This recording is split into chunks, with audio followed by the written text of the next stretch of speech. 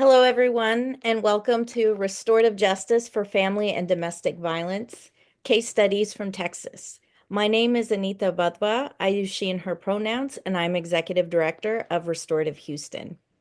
This webinar is designed to share real, grounded case studies that show how restorative justice practices are being applied in the context of family and domestic violence. This is an area where many practitioners, advocates, and survivors have raised important questions. And tonight we hope to offer answers, insights, and inspiration. Restorative justice, when done with care, survivor-centered values, and community accountability, can open pathways to healing and transformation that the traditional criminal legal system often cannot. Today's webinar is part of a series of events to promote community awareness of crime victims' rights and services during this week's 2025 National Crime Victims' Rights Week, which the theme is Kinship, Connection, and Healing. We are grateful for funding from the National Association of VOCA Assistant Administrators through a grant from the Office for Victims of Crime within the Office of Justice Programs, U.S. Department of Justice. Before we get started, just a couple of housekeeping notes. This webinar is being recorded. If you have questions at any time during the webinar, feel free to drop them in, and if we can incorporate them in the moment, we will. Otherwise, we will address them at the end. We encourage respectful engagement, so please keep this space supportive and constructive. Closed captions are available for this webinar. To turn them on, just look at the bottom of your Zoom screen and click on the CC or Show Captions button. On some versions, it might appear under More with 3 dots, especially if you're on a mobile device or tablet.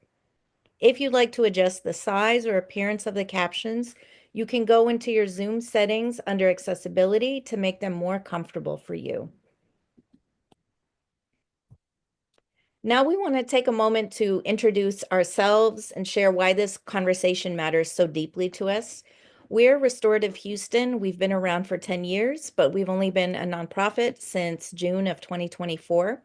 Our mission is to create a multi-generational network of restorative justice practitioners who will build community and repair harm at the individual, community, and systemic levels in Houston. We acknowledge that restorative justice comes from Indigenous peoples and that the land on which we reside originally and rightfully belongs to the Karankawa, Ishak, Kwaotecan, and Sana peoples, amongst others. We want to invite you to visit our website at restorativehouston.org. There's a QR code here on the right that will take you there so that you can join us for other events this week.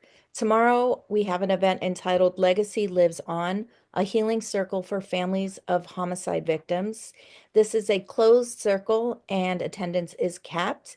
It will be kept by Janet Connors and Kilra Hilton from Boston.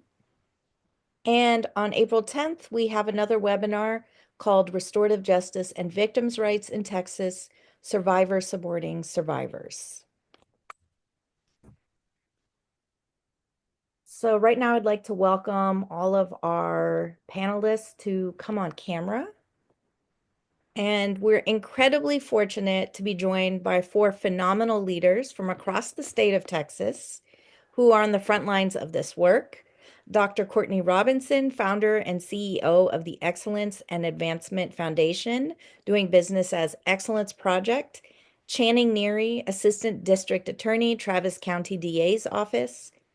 Kathryn Jacob, President and CEO of SafeHaven of Tarrant County. And Dr. Eloise Sepeda, founder of Harmony One Restorative Justice. Each of them brings deep knowledge and lived experience in navigating the complexities of restorative justice and domestic and family violence. Rather than reading all of their extensive biographies at the beginning, I would like to ask questions of each panelist for about 15 minutes, and I will introduce them before I ask them questions with their full bio. So I would first like to start with Dr. Eloise Sepeda, who is a fierce Indigenous Latina who is a matriarch of her family, walking in the strength of her ancestors. She is a child/adult survivor of violence and abuse and impacted by multi-systems. Eloise is a national practitioner of restorative and transformative justice, specializing in violence prevention, intervention, and race equity. She founded Harmony One Restorative Justice in 2013 to advocate to advance equity, anti-racism, and anti-violence across education, law enforcement, courts, and social services. With over 2 decades of experience, she builds cross-sector partnerships to promote holistic healing and systemic transformation. Honored at local, state, and national levels, she received an honorary doctorate in 2018 and an NAACP award in 2021 for advancing equity and public safety. So, welcome everyone, and thank you. Eloise, I'd love to start with you as an opening. If you could tell us a little bit about yourself and what brought you to doing restorative and transformative justice work, specifically around domestic and family violence. Hi, everyone, and thank you for inviting me, my dear friend, Dr. Anita Wadwa. I am a mother, I'm a grandmother. I am a daughter, a friend. I say a stranger to few. It doesn't take me long to get acquainted and to build relationships. I am the founder of Harmony One Restorative Justice, and I am a child adult survivor of polyvictimization and everything that comes with that. More than anything, I am, or one of my greatest achievements, other than being a parent, is doing this work across multidisciplinary sectors, fields of work, systems, and so forth. What brought me to this work is I was invited to participate in a training and a community circle as a service provider. I started off as a provider. Eric Butler, my dear friend and mentor, was the person who was providing that training and then mentored me from that day forward. And not just only, we didn't only just hold a relationship of mentorship, but of friendship, and became family. He became family with my family, and so forth. And so I just want to honor my great and late friend, Eric Butler, today. I was most interested in the process because of his delivery and what I learned. I believe that I learned the decolonized restorative justice practice straight from the beginning. And so what that means is we were constantly challenged during our time in learning with Eric why we thought the way that we did, why we believe systems could be reformed. What did that look like? And the more challenges that we underwent, the more that we realized that we had so much to unlearn about serving people and changing systems. We had more to unlearn than we did to learn in the beginning. And what that did for me is it also helped me to dig deeper. That's what the process is supposed to do. It's supposed to change me before it changes you, before it changes anybody else. It's supposed to work inward first. Change, growth, healing is from the inward outward, not based on our external factors. And so he challenged us to dig deeper, which I did. And then I unraveled a whole bunch of healing that I discovered still needed to happen. I was helping people with a hurt heart. And so my advocacy looked different then than what it does today. I was also challenged to practice what I was preaching with my children and with my family, and had no idea that we were about to encounter some really difficult times within our family. And Eric was a big part of that work as well, and restoring relationships with me and my children. As a survivor, I began my parenting journey, or the part of my journey when I became a parent, as a survivor, living in constant survival mode. So I parented out of survival. I parented with that mindset. And so I had a lot of unlearning to do with that as well. I also, through the self-discovery journey, I also learned more about what I needed and what I didn't have as a child and adult survivor, and how to go about asking for those things, who to hold accountable, who held that power, how could I gain some of that power, how could I share power.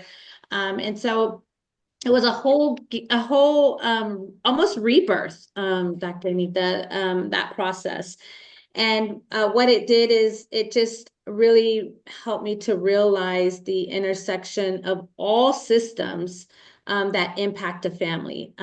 It's very, very rare that an individual has to navigate an isolated system. I've been doing this for a couple of decades now, thousands of individuals and families later. I have yet to meet one person that's had to navigate one system. So that helped me to understand that I needed to learn about policies, about practices, about the different systems so that I could better help families, support families, and not just do um, the mainstream format of, well, I'm a mandatory reporter, and now I'm going to facilitate circle. Now I want you to tell me everything because I might have to report you along the way, right? So we had to really unlearn that, and what does that look like, so that we're not hurting families, but we're actually providing the support that they need and want. Can you talk about when we were discussing this, you were talking about the language of family violence versus domestic violence and why it's important to differentiate amongst those terms, Yeah. and and then maybe a little bit about your own lived experiences that draws you to having to navigate um, being an outsider in a process that's kind of that you don't want to re-victimize people who are part of the same community you're in. So if you could speak to that. Yeah, absolutely. So, um, as far as the process that I'll just start there of navigating as an outsider, not part of the system, it's bittersweet. It has its pros and cons, because I can, will, and do challenge more systems and systemic approaches than someone who's tied to the bureaucracy of systems because of their role, maybe their employment with the city, the county, the state, federal government, and so forth. So I have maintained that role on purpose. Um, my lived experience as a survivor, when I started doing this work and then really turned the table, because I started this work supporting survivors. I'm like, I'm a survivor. I know what it's like to parent children through this. I know what it's like to navigate all of the systems, including the impacts of systems, right? I know what it's like to be homeless and sleep in a car, and I know what it's like to have to deal with CPS, and I know what it's like to have to deal with law enforcement and all the things. And so that was the beginning of my journey. And then I realized, um, wait a minute, we want my kid's dad is going to come out at some time. He had been in and out of the jail system. I saw my kids impacted by that. We were impacted by that every single time. All of the moves, all of the changes that we had to, all of the different schools that we had to navigate. And I said, we're going to keep running for the rest of our life if he doesn't get the help that he needs. And so are so many others. And that's when I realized that our traditional mindset of or the teaching of, paying the consequence in jail time, and this is what the old school movement, DV movement, and I'll be honest, led by white women, was lock up men. And when we look at mass incarceration, majority of the people who are locked up are Black and brown men, women, and youth. And so I thought, wait a minute, we've got to stop this because we're tearing families apart. Children are without one or both parents. And I said, okay, we've got to do something differently. We can spend billions and billions and billions of dollars supporting survivors, which I am all for, because again, I am a survivor, and I have a lifetime protective order. I was a high risk for lethality, all the things. I had to go underground hiding for 2 years. I tell people all the time, a gun to my head and a knife to my throat was nothing out of the norms. I know what it's like to not know if you're going to live tomorrow. And I know what it's like to want and need and pursue help and support for my children's father so that they could be safe when if and when he got out. My grandkids could be safe, and ultimately, I could live to see my children and grandchildren. And so that's exactly what's happened. He got out of prison a couple of years ago. We held a restorative conversation. We went through the restorative process, built bridges between he and my children. He's a great dad to them today. He's a great grandfather to them today.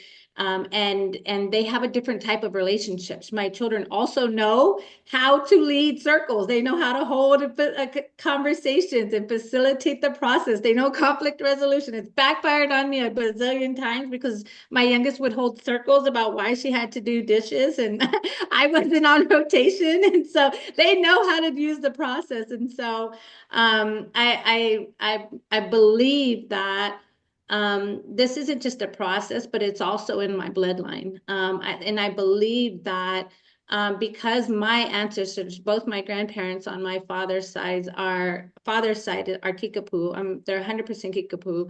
I believe that we're also tapping into not just the intergenerational trauma that my family lineage has experienced, but also intergenerational healing, because we're seeing so many generations all the way down to my grandchildren just living the process. And that's what I tell people all the time. This is not something that we clock in and out of. This is not a career move. This is not something that we're just writing a grant about or building a program about. This is our life.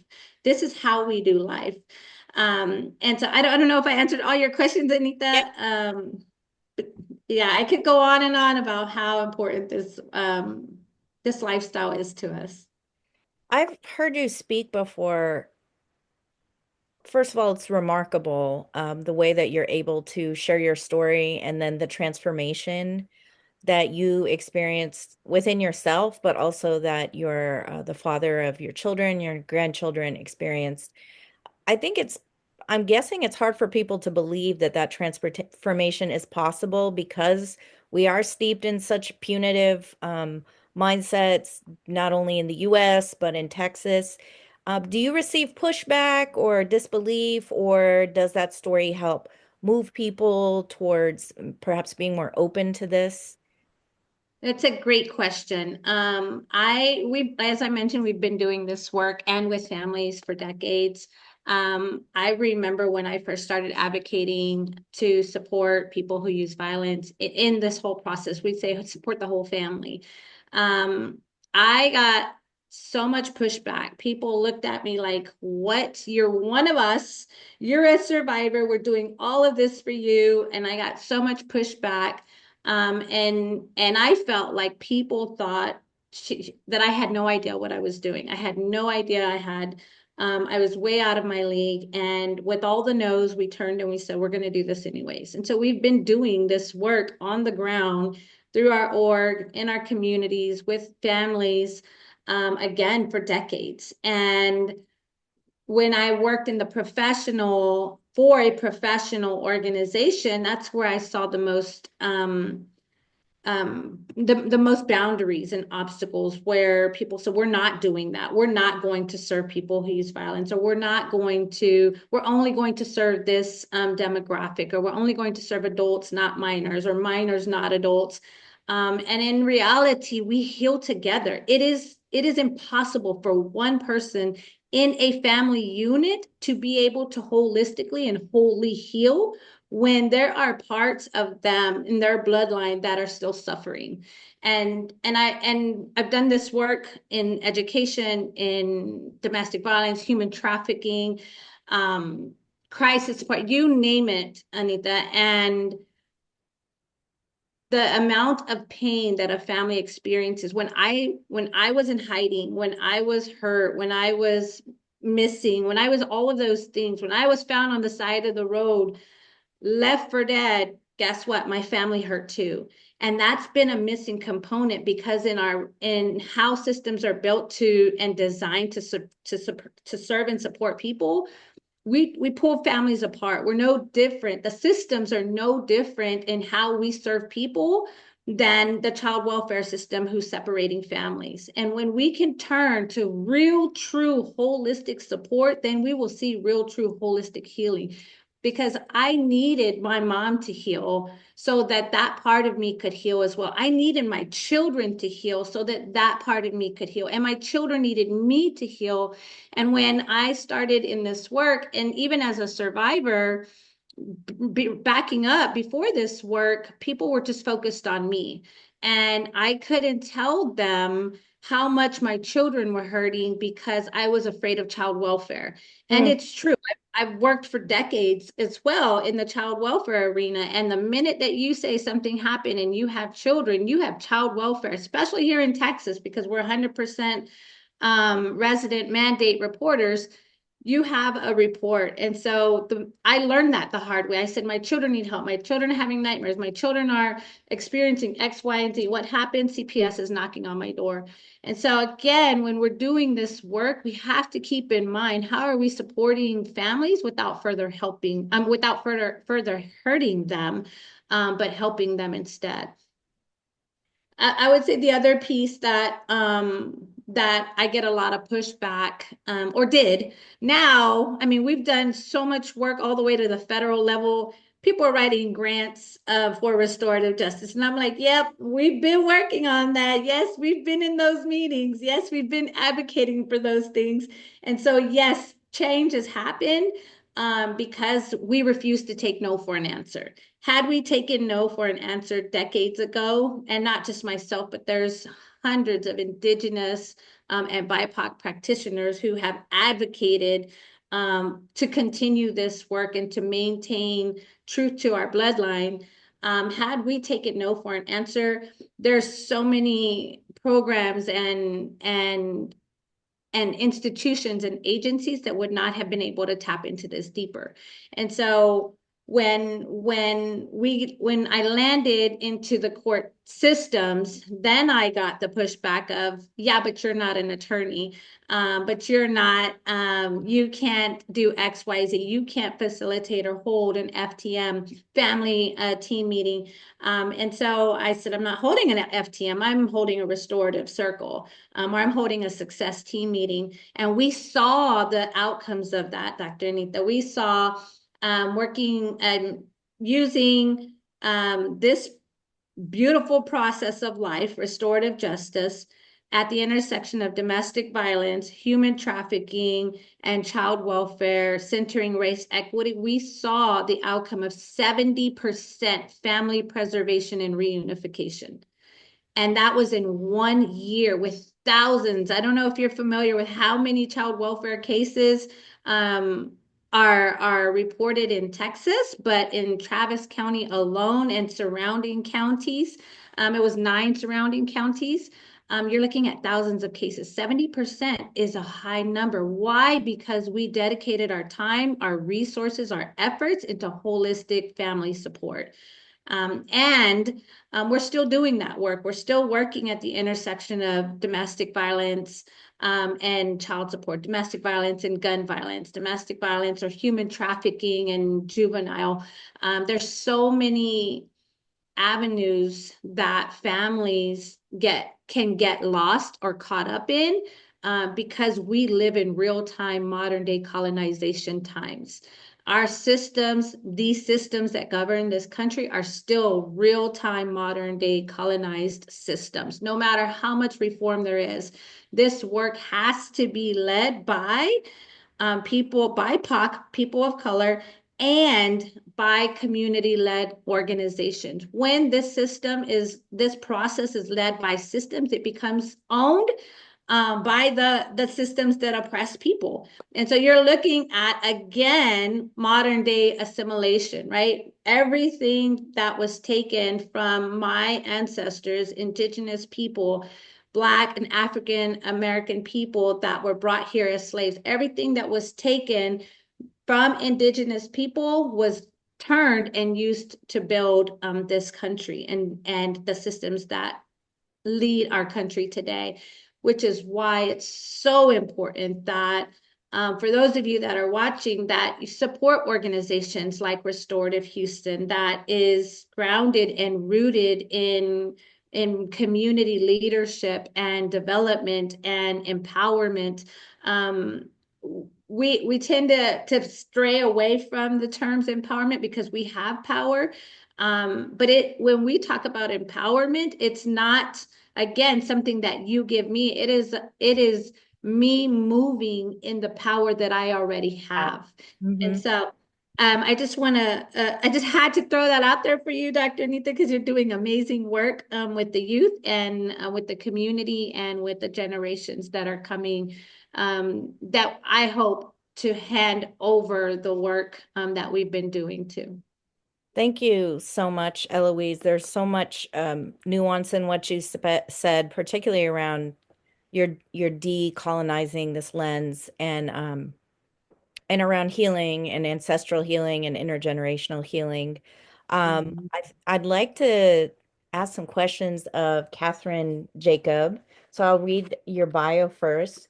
Kathryn Jacob, LMSW, has led SafeHaven of Tarrant County as president and CEO since 2015, expanding its budget and services for intimate partner violence, IPV, survivors. She spearheads the Texas Assessment of Dominant Aggressor, TXADA, to aid law enforcement in IPV cases and launched Safe Haven's Office of Research and Innovation. Previously, she held leadership roles addressing domestic violence and homelessness. A 2017 North Texas Social Worker of the Year, she's an expert witness in felony IPV cases. Kathryn holds social work degrees from Fordham and Creighton and I should have gotten that pronunciation in advance, and is a doctoral candidate at the University of Buffalo, researching violent offenders. And Kathryn and I met because an alum and myself were working with Kathryn for doing restorative justice work, which is why I invited her here. So I'm so happy to have you here. And similarly to Eloise, I'd love to get into y'all's personal stories. What led you to your work at Safe Haven of Tarrant County? You know, I don't have that really incredible story that Eloise had. That was powerful, and I want to honor that. Um I don't want to get too much in the details, but I do I always felt was drawn to gender-based violence work. Um because I know I have never experienced intimate partner violence myself. Um, my parents were not violent with one another, but I do know what it is like to live in fear. And I feel very strongly that people should not live in fear. Um, and it's been a long journey, but did some work in my undergrad. But then right after college, I joined the United States Peace Corps. I lived in Turkmenistan. I speak Turkmen and Uzbek. Um, and met my husband there, who is an Indian man, and have visited there. And we have 3 children. Um, and so I feel really strongly that um, the children that I'm raising in a very small town in Texas should have um, autonomy over their own lives and agency over their own bodies. Um, and so I have 2 boys and a girl, and so we preach that um, quite a bit at our house. But I've worked in gender-based violence, and where it intersects with homelessness for many years, and then in 2015, I was recruited. The long-term CEO of this organization left, and a recruiting firm found me. So I just celebrated 10 years here. I went back for my doctorate. I will graduate, God willing, on May 17th. So thank you. It's been a journey.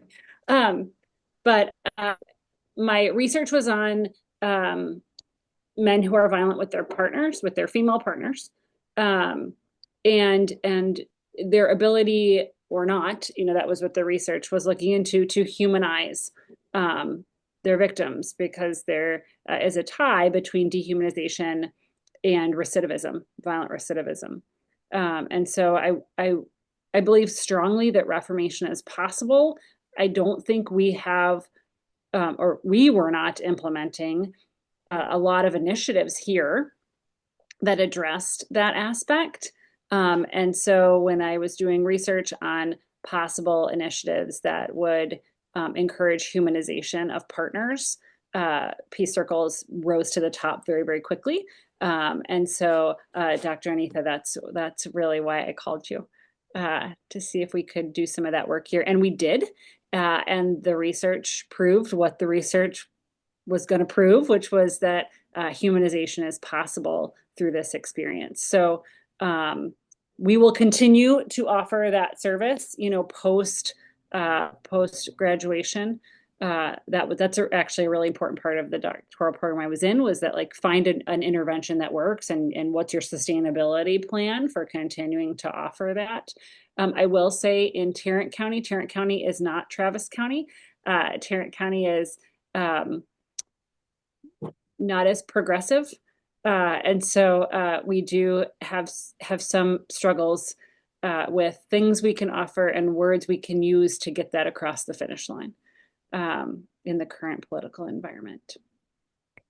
Kathryn, can you talk about, because this was new for me coming from the restorative justice vantage point, what is the difference between in the domestic violence arena, and Eloise, you spoke to this as well, maybe decades ago, and I don't know if it's changed, about supporting the survivor versus surviving the person who has done the harm? Is it possible to do both? Where's the field at in that Yeah, right now? that is a great question. So not all, we are, for by some accounts, the largest domestic violence organization that we only do IPV. So there's a really wonderful organization in Austin called the Safe Alliance, and they work in a lot of different stop abuse for everyone. So they work in a lot of different fields, but we are probably the largest domestic violence only organization. And it's interesting that I think only about half of the domestic violence organizations, and we are state accredited through a state designation process with our state HHSC, but about half of us offer services for offenders of domestic violence, and half don't. And there's been a lot of resistance to working with offenders by the feminist and likely mostly white feminist movement. Here in Texas. I can't really respond elsewhere. I'm not familiar with how other states have responded to that. We feel very strongly that we could continue offering hotline and shelter and counseling and case management and all these wonderful strangulation response teams and all this kind of stuff that we do in perpetuity, without ever addressing the reason why we're offering those services. And so again, we feel very strongly that reformation is possible. And so we definitely have to work with offenders to try to one day shut the doors to the shelter, because we won't need it anymore. So a lot of nonprofit leaders mention, I want to work myself out of a job, but then they're not really doing initiatives that will work themselves out of a job, right? Mm-hmm. And so we want to do that. We want to I don't want to shelter. First of all, sheltering is very expensive, but I don't want to shelter victims, not because I don't care about victims, but because I want to end the problem. Mm-hmm. There is wide success in using restorative peace circles as one of the interventions to end this problem. So can you tell us a little bit about your pilot, what this looks like in real time? How did you find people? What was what were some of the outcomes? What does the process look like? Was it virtual, in person, those things for people who might be interested? Yeah. So the recruiting part was interesting. So most of the offenders that with come to us through probation. We are totally open to voluntary participants. We don't get a whole lot of those. So what we did was for those who we felt, and we use a behavior change tool called the Eureka, to figure out where someone is in their changing process. And so for those who were ready to really look at their behavior, we offered to participate on the offender side first in a restorative pre-circle. And we had probably about 42 who qualified to be asked to participate, and we had 5 that said that they would. So offenders in intimate partner violence, and we work specifically in intimate partner violence, not in family violence more broadly. Can you differentiate between the two for people who aren't familiar? Absolutely. So for us, intimate partner violence is just what it says it is. It is a pattern of coercive control, power and control that happens between people who are currently intimate with one another or formerly intimate with one another. Family violence is violence that happens, violence and abuse that happens with family members who are not necessarily intimate partners. And sometimes family violence sometimes lacks the power and control component. There may be something else that is the primary driver of the abuse, like substance abuse issues or mental illness or something, or unemployment even, or something like that. So we specifically work in intimate partner violence. And the men that we work with, we also work with female offenders, but the men that we work with, they deny that they are an abuser, typically, and believe that they are the victim of the experience. And then they usually switch to a point where it's just incredibly shameful. Like it's very shaming. So I can respect that it's hard to find the sweet spot where someone is admitting that the abuse happened at their hands, and they're willing to say it out loud in a room full of other people, including their victim. Like that showed to be a very cathartic experience.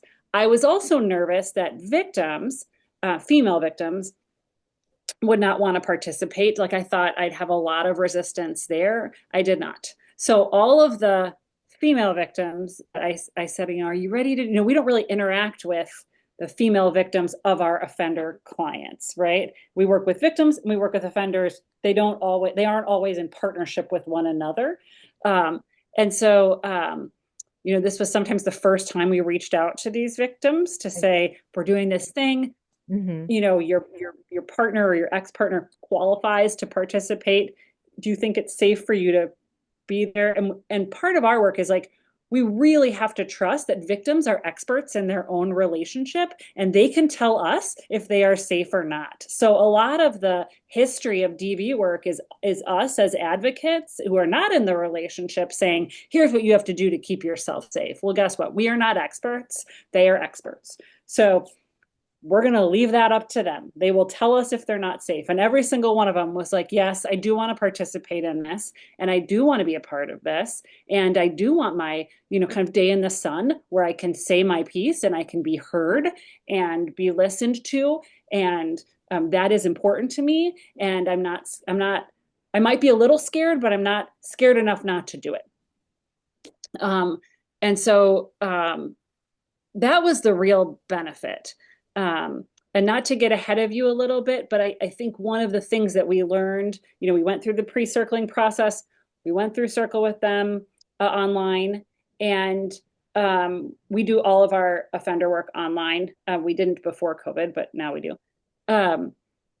But the biggest thing that I learned was, I tied recidivism to dehumanization. Like he continues to offend because he does not view you as fully human. He views you as either partially human or just not as fully human as you are, as the offender. Or he views you completely as an inanimate object or as art or as property, right? Victims that we worked with weren't really making that leap. Like they were very focused on, I don't have autonomy. I don't have agency.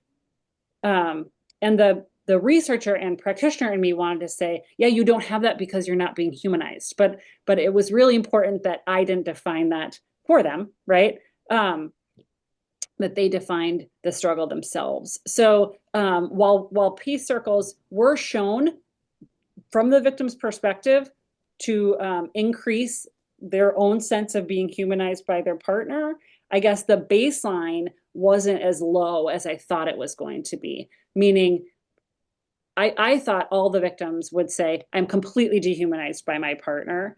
They didn't really say that. They said they're kind of dehumanized by their partner. And it did get better afterwards, but not, it didn't start out as low as I thought it was going to start out, if that makes any sense. So I am now I'm like really interested in, um, why do victims think recidivism happens? You know, um, what would they tie that to? Um, yeah, I'm really curious about that.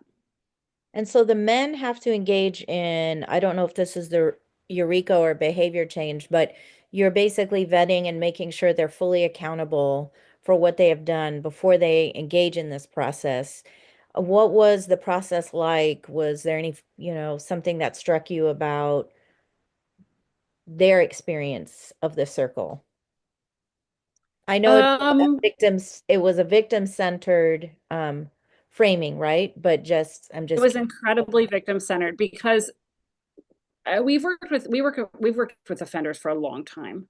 And if you walk into a room full of recent arrested offenders, people who have been arrested recently for intimate partner violence, and you say, how many of you think that you are the victim, that this is all just a mess, that your partner is crazy? Um, but it's really it's you. Every single guy in that room is going to raise their hand and say, yes, that is true. It is me who is the victim. I'm not an offender. These guys are really, they give the impression of being very self-confident. Um, and so that part didn't really surprise me. So they've already been through our programming at this point by the time that they participated um, in we called it nonviolent circle. And they did not think that they dehumanized their victim at all prior to circle, but then somehow said, I've now humanized her after circle. So it's like, Mhm. okay, you know, um, I will say, I think that the victims felt like this was another step, um, felt hopeful that this was another step in behavior change for their partner. The other really interesting piece is all five couples were still in relationship with each other. So Okay. I think that was a big motivator for participating in Circle. Um, because I think if they were not, there's a lot, it might have been cathartic for the victim to move through this, but the offender is like, I'm going to move on. Like, I don't want to, I don't want to own up. I don't need to own up to anything because we're not in a relationship anymore. Um, but this, you could tell that these victims, commonly don't want to leave their partner. When we've worked with victims over the years, they say things like, I didn't want my relationship to end. I just wanted the abuse to stop. Mm-hmm. Um, and so that was really a big motivator for the victims who we asked to participate. And the big motivator for the offender is they also didn't want their relationship to end. Um, they wanted to be the man uh, that their partner wanted them to be. They're just trying to figure it out. Yeah. Um, and I think this was effective in a step in that process. I appreciate that. I'm looking forward to after I speak with all four of you when we open it up because I'm seeing a lot of head nods towards one another's comments. So I think thank you so much, Kathryn. I'm gonna transition to giving you bios for Channing Neary and Courtney Robinson, Dr. Courtney Robinson. I did not know about them. I had to go to New York to find out about them, and that's where I met some folks from NYU, and they said, "Hey, did you know about this work that's happening in Travis County?" I said, "No, I did not. And so all of this has kind of come together very nicely. So Channing Neary, we'll start with your bio, is Assistant Director of Diversion, Youth Justice, and Violence Prevention, and began her legal career in 2004 as a prosecutor before practicing criminal defense across Texas for 16 years. After losing multiple young clients to overdose, she embraced harm reduction and advocacy for those facing substance misuse. A restorative justice facilitator since 2003, she integrates its principles into legal work. In 2021, she joined Fuse Corps, partnering with the Travis County DA to develop a youth restorative justice program.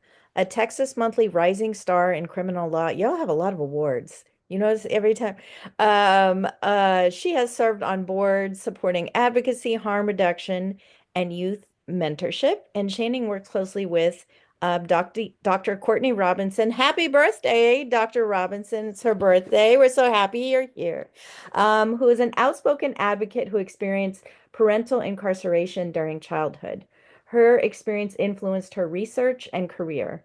Dr. Robinson is the founder of the Excellence Project, which is a nonprofit organization that is dedicated to disrupting the relationship between race, schooling, and incarceration.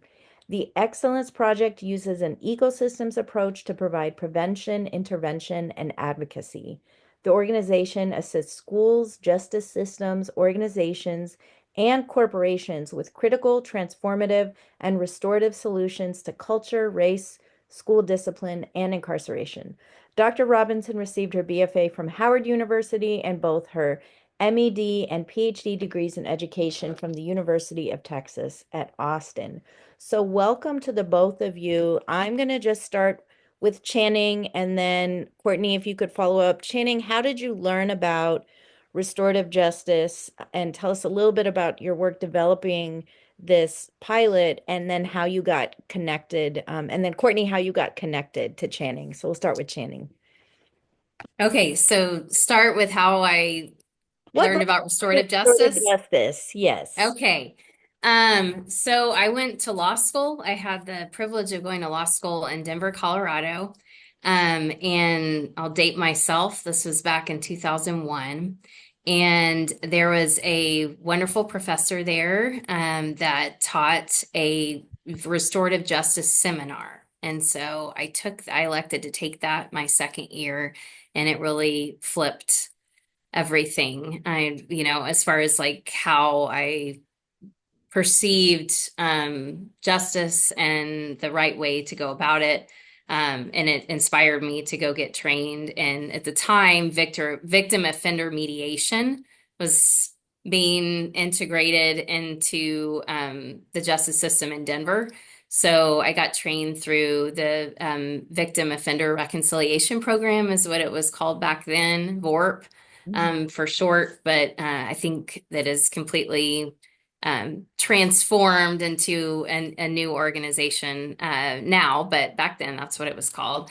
And then I facilitated mediations with youth and the people that were harmed in those incidents. And then I got licensed and moved back to Texas and uh, started a career as a prosecutor, and quickly learned that things were very different from Colorado, and that it wasn't a good fit for me at the time. And so I started doing defense work. And as far as how I came into the position I'm in now at the DA's office, and kind of flipping back after 16 years of being a defense attorney to prosecution, is that I learned about an opportunity to work with DA Garza in 2021 through a fellowship through Fuse, which is a nonprofit that puts people, they call it an executive fellowship. So they look for people that have been in their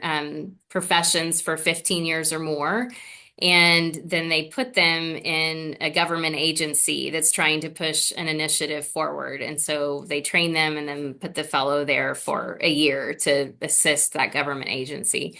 And so DA Garza had reached out to Fuse to get a fellow to help push to start this nonprofit, or sorry, this restorative justice program for youth. And I put my hat in the ring and went through the process of interviewing for that and was selected. And that's how this whole thing got started. So tell us a bit about the diversion program. And is this, just to get the background, is this a program you yourself created, or with the Excellence Project, did y'all co-create kind of what it looks like right now? Um, so if Dr. Robinson, you can take that question. You're on mute. Let's get off mute. Definitely co-creation. It took a very, very long time. Lots of conversations, lots of circles, lots of meetings, lots of circles. So it really was a work of community, and it wasn't one entity over the other creating. And I do think that the the systems partners really did a great job of letting community lead in a lot of ways, and really wanted community partners to be at the forefront of the solution. And so I think in that way, that was probably the only way it was a bit skewed, but it really was a labor, of collaboration. So backing up a little bit, Courtney, can you tell us a little bit about your story and how you ended up starting your organization?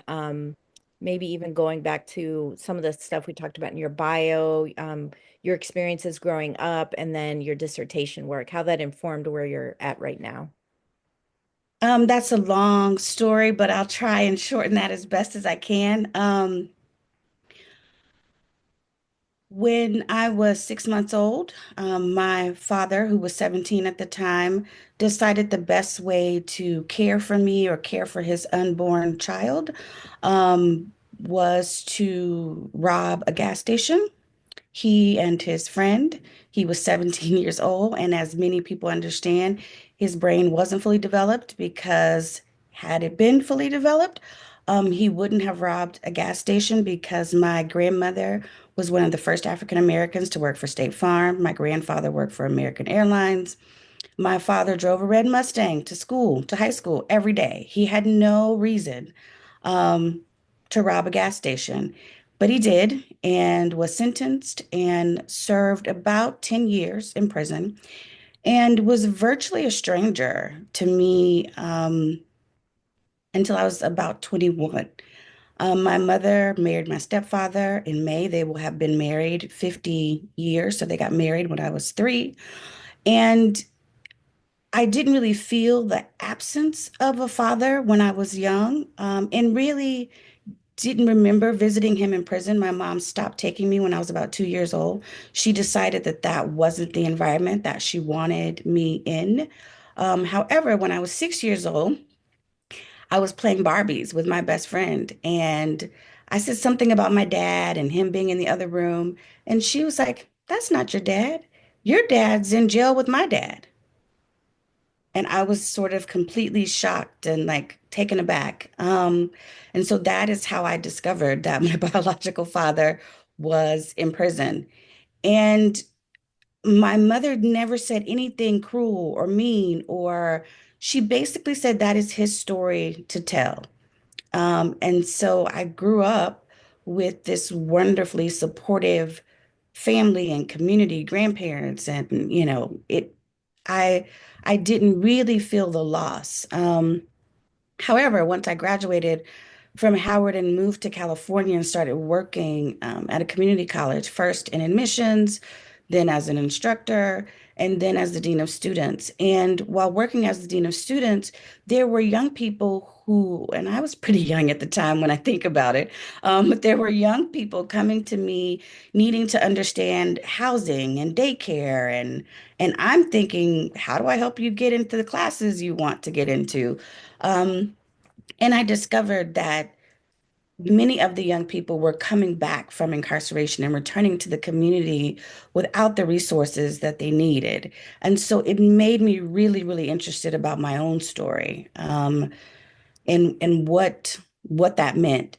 But at the same time, my husband we were talking about having children and decided, well, we can't really do that here in California. It was Northern California, and if anybody knows Northern California, you can't eat and live and have children all at the same time.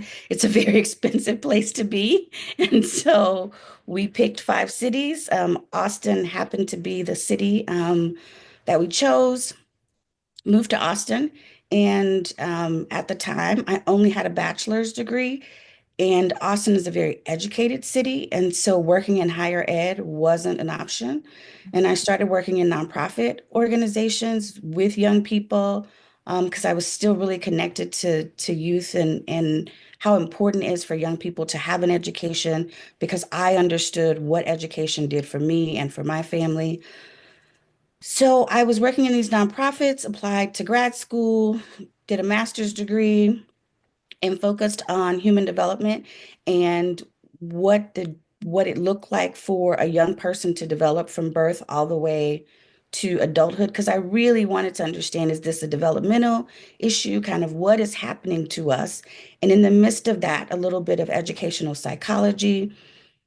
Fast forward, I began a PhD program and I was in a course, and the professor said, don't shy away from doing work in your own community. So I went back to my community in Dallas and I interviewed 4 generations of African American men from the ages of 65 to 21 and really tried to understand their schooling experiences and their incarceration experiences. And what I found is that it was as if I was hearing the same story over and over and over again, except there were nuances. My father was a carpenter, my mom was a teacher. I always had this favorite pair of shoes.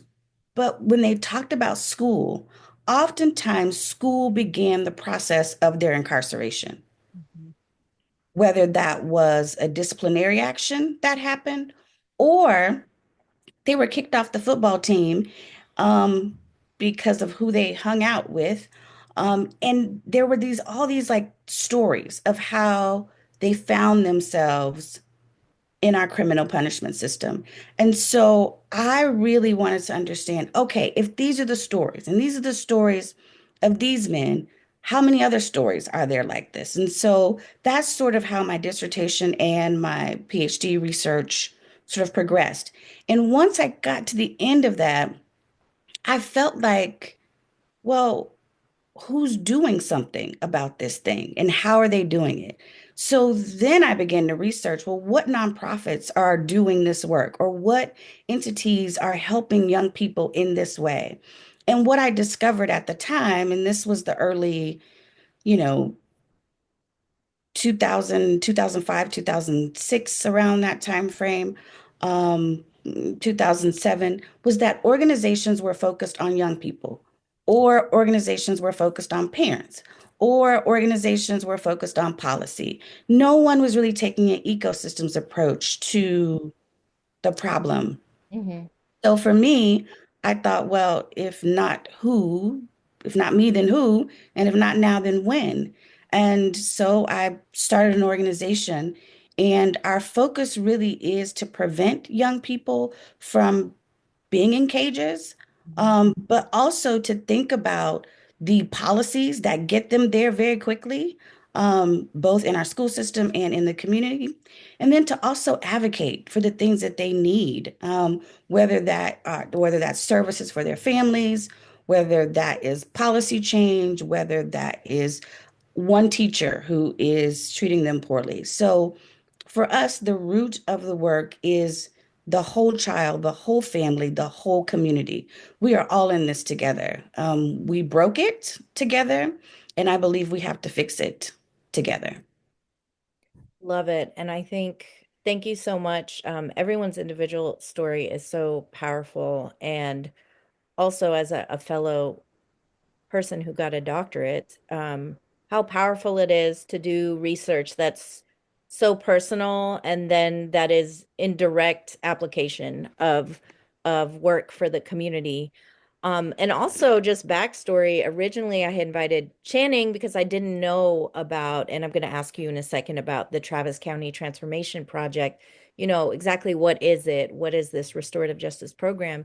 But Channing was kind of like, yes, I can speak, but you need to talk to the people, on the ground doing the work. And the way that you all are working to me is an example of what it should look like. If a government entity is, if we're trying to decolonize what some of this is, like how do we partner to take this ecosystems approach to supporting people?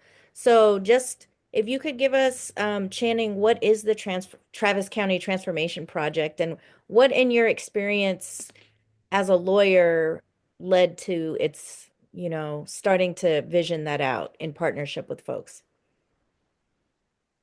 Well, okay. So what is the Travis County Transformation Project? It is a pre-arrest diversion program for currently, in this now moment for the next 2 months, 15 and 16-year-olds. That's the pilot program, is a 2-year pilot. We are hoping to serve 30 families each year, of 15 and 16-year-olds, and that was due to the shelter that's providing respite space, their constraints because of the population that they were currently serving at the time. But anyway, for family violence cases that involve parents and their children. So the way it works is that law enforcement responds to a scene, after a 911 call or whatnot. Usually it's the parent that calls for help. And they get there, they determine that the child is eligible due to age, that and some other criteria is that they can't have used a firearm. That's a constraint that we have under the family code. If kids have a firearm that's used in the commission of an offense, they have to go to detention. So can't have firearm, can't have committed serious bodily injury. I can say that I've read every family violence case that's come in since I've been at the DA's office since 2022, and we've only had one case, family violence case, where there was serious bodily injury and a firearm was used. So most of the time, that's not a bar. And then if the kids meet the criteria, then law enforcement will call and staff the case with me. And then I will call and confirm with the nonprofit, which is LifeWorks, that runs a shelter, that there is a bed. And then I will call law enforcement back and answer any questions that they may have and make sure they understand the procedure and what they need to do. Part of that that took a lot of tough conversations and circles and things like that, is that we ideally do not want children handcuffed. And then also allowed to pack a bag so that they have their things that make them feel comfortable when they're just getting time away for everybody to cool down and take some space. And so then the child goes to LifeWorks, and the Excellence Project responds within 24 hours to start working with the family and the youth. And LifeWorks provides daily counseling while they're there. They get their education needs met. And then kind of the project kind of takes off from there with the community partners, as far as kids can ideally stay up to 14 days at LifeWorks. Sometimes they need to stay longer because it's not safe to go home. So hopefully they don't need to stay that long at all. The idea is definitely to get them back reintegrated at home through a circle process at LifeWorks and a safety plan in place. And then the Excellence Project takes over and starts working with the youth and family advocacy, as well as the circle process for the family. Can you talk about the generational aspect that you saw in court when it comes to who was coming in for family violence cases? Yeah. So I mean, these are all individuals, right? So every family is different, and that I think that's something that sets this project apart from other restorative programs that I've seen that live in the system. And that is that we don't have a prescriptive like, there's got to be this many circles. It's got to happen between this many months, and then they graduate, and I mean, that's just not the way it's done at all. And luckily, we have that luxury because it's outside of the system. It's pre-arrest. The juvenile system moves really fast. So if the child had been brought into detention and given a PID number and detained and, have a record and all those things as far as in the juvenile system, then we would have time constraints and there would be judges involved and saying like, hey, what's happening on this? But luckily, since we don't have that, since we were able to accomplish the pre-arrest aspect of it, the community partners that are running the program can really just approach each family where they're at, try to eliminate barriers that may make it difficult for them to be able to participate in the program. And then, we go from there. But as far as what we've seen is like patterns, as far as me just like reviewing every assault family violence case, a lot of these cases arise out of what is termed discipline in a report from law enforcement where like the parent is trying to enforce some kind of rule that they have in the home or limit technology or no, you're not going out with your boyfriend or whatever it is.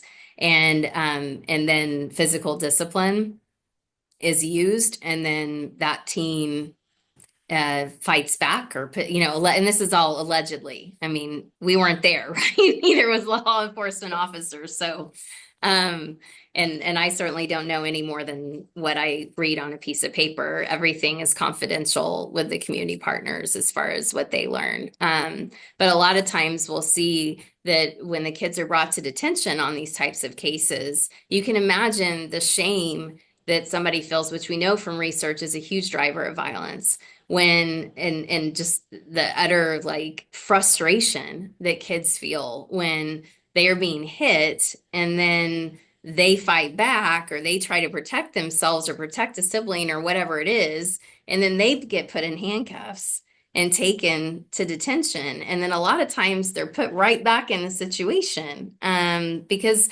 the juvenile probation department, and there's a huge push, thankfully, to not detain kids and not keep them. They know, I mean, we know from research how harmful that is.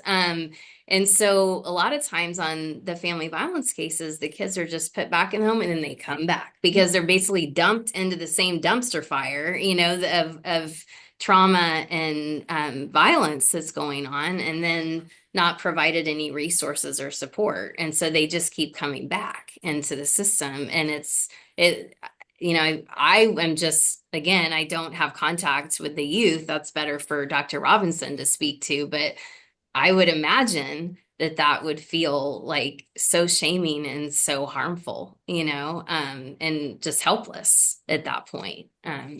Yeah, So those are the patterns we see.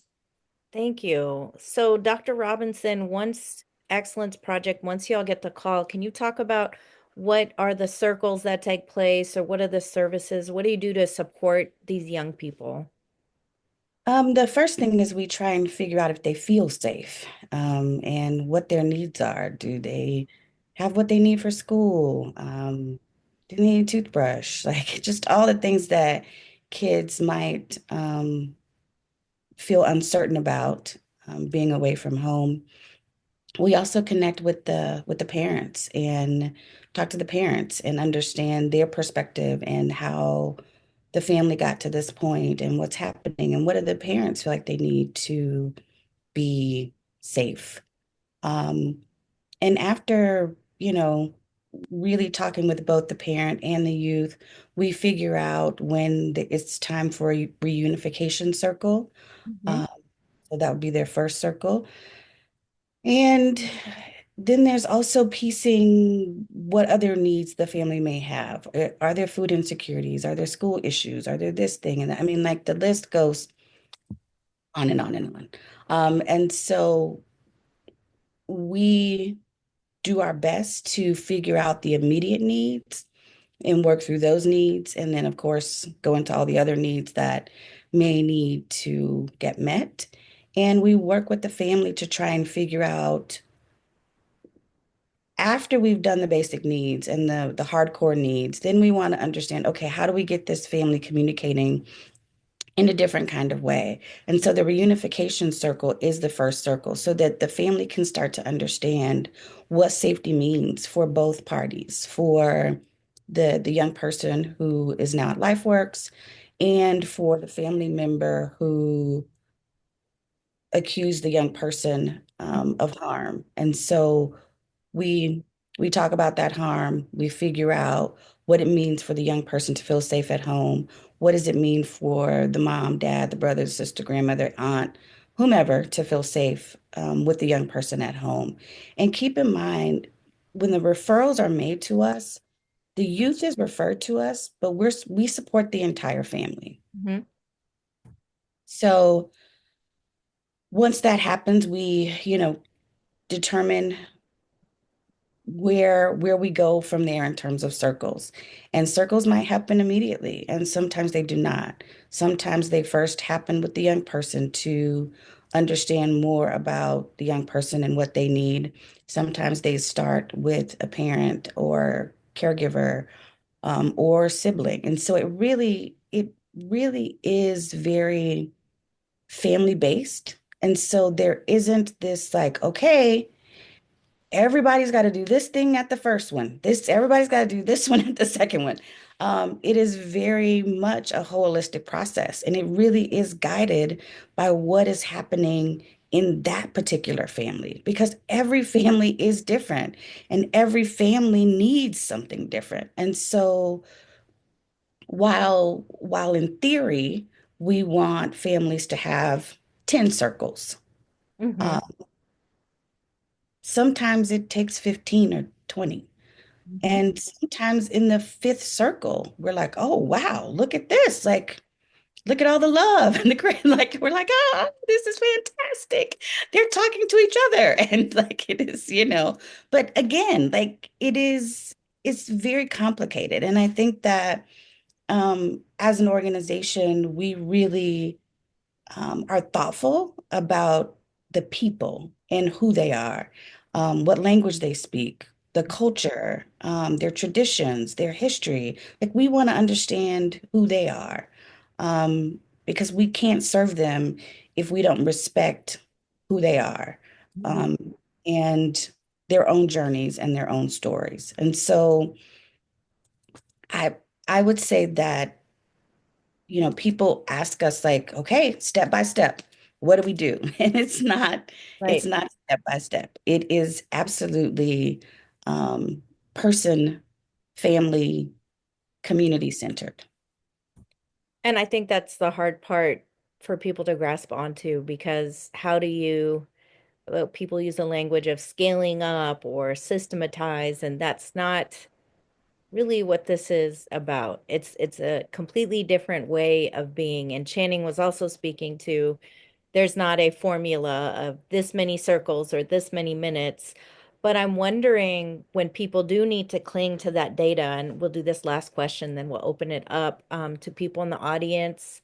I see some people I know. Hello, Xavier, Crisol, Deshandria, Tina, a lot of great people here. So what what are the outcomes? What have been the outcomes that might be useful data to, impact people in a way that they might consider that this is work that we could try rather than typical juvenile detention?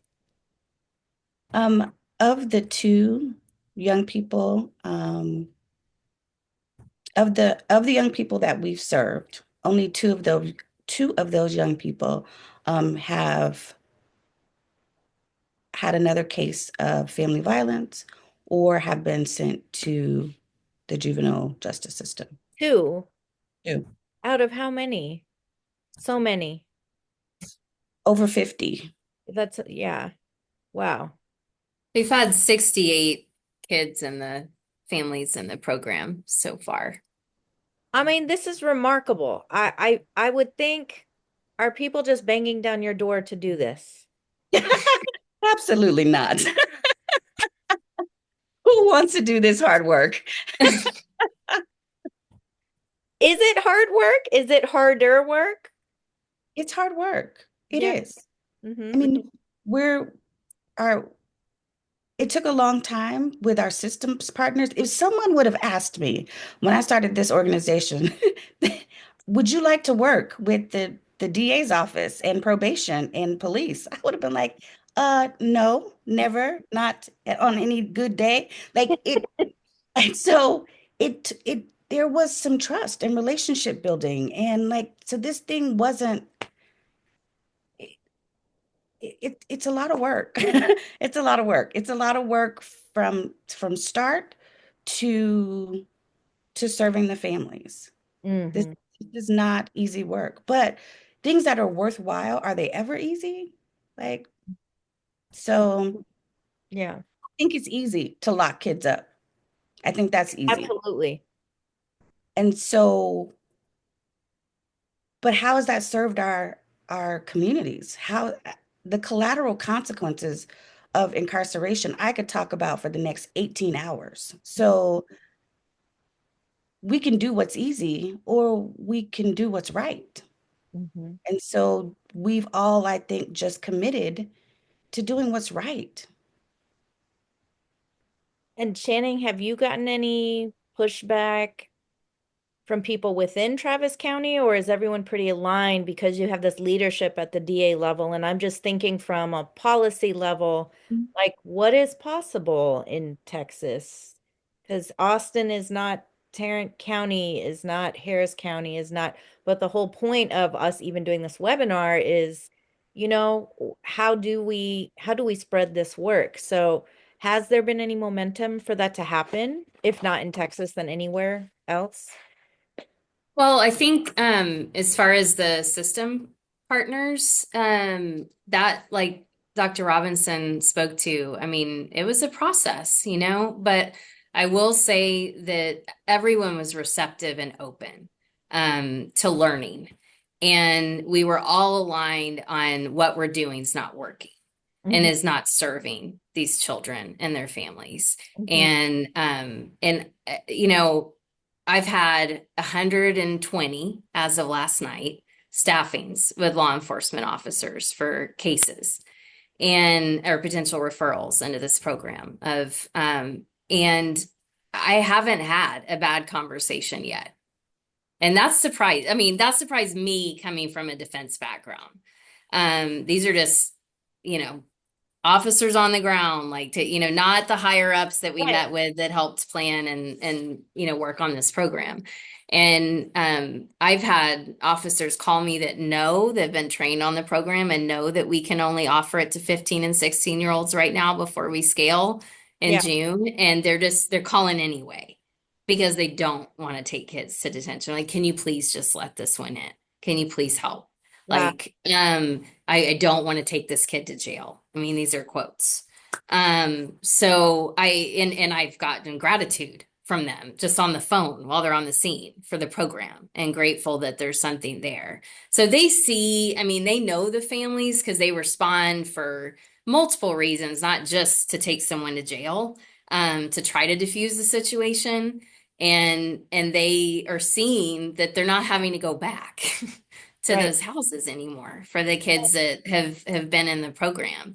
And that's kind of what makes them continue to show up, to the oversight committee meetings that we have monthly and to be excited about scaling the program. And I think you asked a question about like something about me being a lawyer and like bringing them together or something. And I will say that I do think that was helpful in the beginning. During the fellowship, I wasn't a county employee. I had, my criminal defense practice, and I was doing this job for this year to bring people together and help co-create this program. And I think having that, like the fact that I wasn't working within the system and I was building trust with community partners, that I could say the hard things that needed to be said to push the work forward and not worry about my job. Right. or and I think it would have been really hard if the DA's office had had someone that worked in the DA's office that was trying to help with the program, so I do think the fellowship and the training I got before I started it with Fuse, and just the fact that I wasn't in, like working for the county at that time, was really helpful in bringing people together, for sure, as far as the system partners. Yeah, I think who is the messenger and what is the positionality of the person giving the message makes a huge difference. I'm going to invite if there's any questions from the audience for you to go ahead and write them into the Q&A box. And I guess I would start with an open question if people want to add any of their own questions from the audience. But what is one wish, if you could have one wish right now in terms of restorative justice um, in your field, whether it's related to policy, mind shifts, resources, what is one wish you have? I can start if that's okay, because this has come up a lot. Um, Mine is like a culture shift among advocates to trust victims. There's such resistance uh, to bring victims and offenders together in intimate partner violence work. Perhaps there is in other populations as well. Like I'd be really interested if you see similar resistance working with juveniles, but that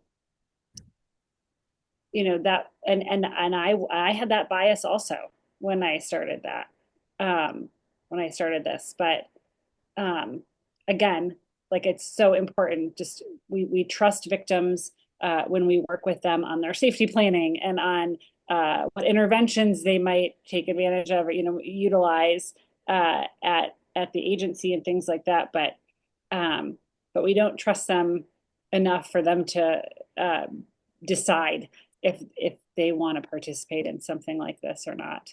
And it just feels a bit hypocritical. So if we're going to be a movement that trusts victims, then let's trust victims. Mhm. And we are just not there. So, which partially, I'm sure that is stemming from society does not believe victims quite often. So it's a leap from not believing to fully trusting, right? Mhm. Um, but that is my wish. That is my social change wish, is really to address that. I would say if I had a wish, it would be for people to understand that restorative practices and restorative justice is accountability. We often think that people have to be punished to be held accountable. Um, and I don't understand let me rephrase that. I understand why people get to that place, but I think it's important to understand that we can punish someone and that doesn't make our communities safer, Mhm. Mhm. doesn't make families safer, doesn't make the person themselves happier or healthier or more whole. Mhm. But when we talk about restoring a family's communication, restoring a family's trust, restoring family safety, like those are the things that make our community safe. And so when we're talking about holding people accountable, I think this is what's necessary to hold people accountable. Hmm. Thank you. I would say, I'm just gonna lift up what Kathryn has been saying. You've said it several times, even in your opening, about believing victims and survivors. I often say we say that we being on the professional side say that they're experts in their own lives and our own survival until they don't agree with us. Hmm. And I completely agree with Kathryn on so many levels about if they say they're safe, they're safe. Like that's the colonized version of all of this is but we need X, Y, and Z in place, but we need trauma informed. And what is and who's the mental health, and like, they need all of these pieces, I believe, to protect themselves, more so than, the success of their programming, for obvious colonized reasons. Um, and then on the personal side, we've worked with the county for decades, all the way back to Lindbergh, all the way back to Moore. We've done RJ work for decades, in Travis County. And we didn't start, we've been toiling that soil for a long time, statewide, nationwide. We've been toiling the soil for a while. And I myself notice a difference of how people listen to me today versus back then, before my degrees, before the accolades, before the articles, before the publications, right? Before all of the things, the trainings, you name it. But when I was just I'm doing air quotes, survivor, without all of that, I was doubted. I was doubted even turning towards this work. I was doubted. And so trusting victims and survivors is multi-layered. And then the second wish, I know you asked for one, Anita, but we didn't get here just doing one thing, right? But we The didn't. second wish is that, I hope and pray that every practitioner, regardless of their race, ethnicity, gender, that every single practitioner honors my Indigenous people in the process. Whether it's in their opening, in the practices, take a step back, pause, and think about how you do the work that you're doing, what moves you through this process, and identify what's been colonized and areas to decolonize the work, so that we can stay true to the practice, because my people we governed our own people. We didn't have nor need systems to come in and govern us. And so that's my second wish, is that we honor, my ancestors in every single process, and the people that are receiving support through the process know where this process came from. Wonderful. And Channing, what would be your wish? My wish would be that more systems would trust community to lead and put funding there with community. I think the word trust is what I'm walking away with. Tina Michael, who's a Restorative Houston longtime member, says, "This is such a great and important conversation. Thank you all. I hear Kathryn talking about trusting victims to know how much they can participate in these restorative processes. I wonder how the public at large and the system's representatives can move toward that trust." I'm not necessarily posing the question or providing an answer. I just wanted to share, unless someone has a final comment in regards to getting people to cultivate that trust in the people that we're trying to. I have one small, I mean, I think that is a big question. Like, if you'd Yes. win the lottery, if you answer that question. But I think there's a lot of ways that you can like get into crevices in the system, and promote a message, right? Like, I had a friend who worked, her first job out of college was like at a big bank, and I was like mad at her about that.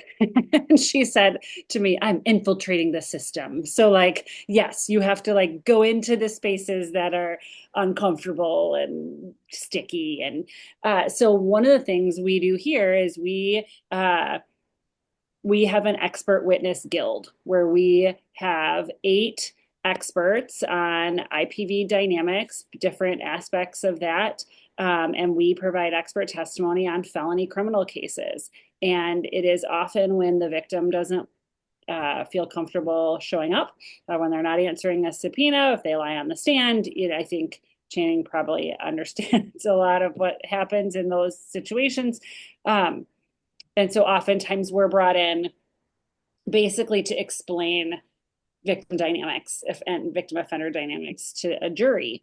And I think so often these juries who are regular Joes here from Tarrant County, Texas, are sitting there and they're like, they don't like the victim. The victim usually has a lot of barriers. It's not someone that's going to like win them over trust wise. It might be a different race, a different religion than they are, different socioeconomic status, things like that. And it's very, it's really important that there is someone there who can help trans that situation to a group of people. And oftentimes when the case is over, juries will say, we didn't really like, I use that term kind of in this weird way, the victim, believe the victim, trust the victim. But then that advocate lady came and she explained like why a victim might stay in an abusive relationship or might act in this certain way, or